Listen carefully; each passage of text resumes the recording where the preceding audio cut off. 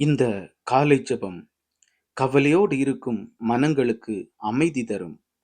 இறுதி வரை ஜெபத்தை தவறவிடாதீர்கள்.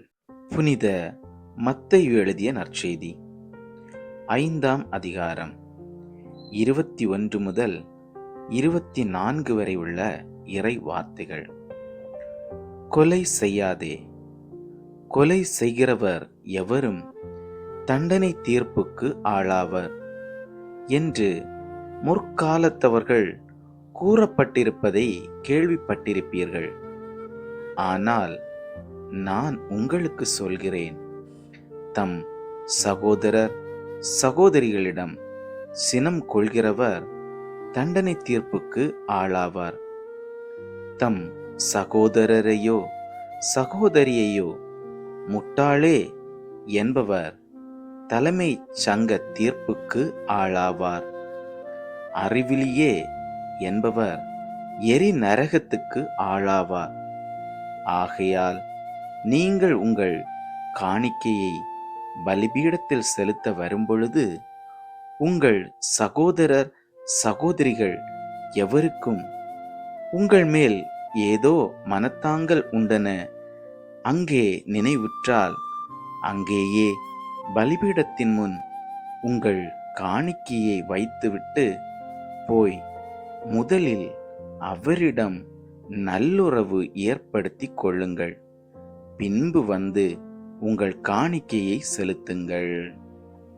தந்தையிலும் மகனிலும் பரிசுத்த ஆவியிலும் ஆமென். எம் அனைத்தையும் ஏற்றுக்கொள்ளும் பரலோக தந்தையே, இந்த நாளிலும் எங்கள் வாழ்க்கையை முழுமையாக உமது கரங்களில் ஒப்படைக்கின்றோம். எங்களிடம் இருப்பது அனைத்தும் உமது அருளின் விளைவு என்பதை தாழ்மையுடன் ஒப்புக்கொள்கின்றோம்.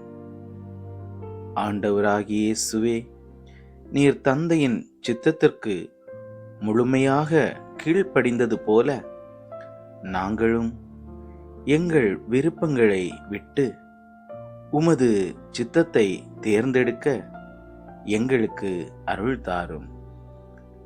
எங்கள் வாழ்க்கை உமது சித்தமே நிறைவேறட்டும் என்ற ஜெபத்தின் சாட்சியாக இருக்க செய்தருளும்.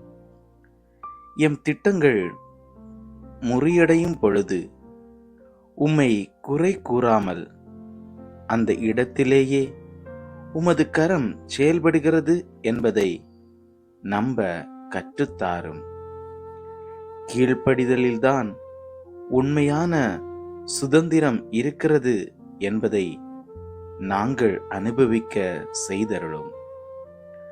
பரிசுத்த ஆவியானவரே, எம் உள்ளத்தில் உள்ள எதிர்ப்புகளை மென்மையாக நீக்கி முழுமையான அர்ப்பணிப்புடன் வாழ எங்களை உருவாக்கியருளும். பரிசுத்த கன்னிமரியாளே, இதோ ஆண்டவரின் அடிமை என்று சொன்ன உம்மைப் போல நாங்களும் தினமும் அதே மனநிலையுடன் வாழ எங்களுக்கும் துணை புரியும். ஆமேன்.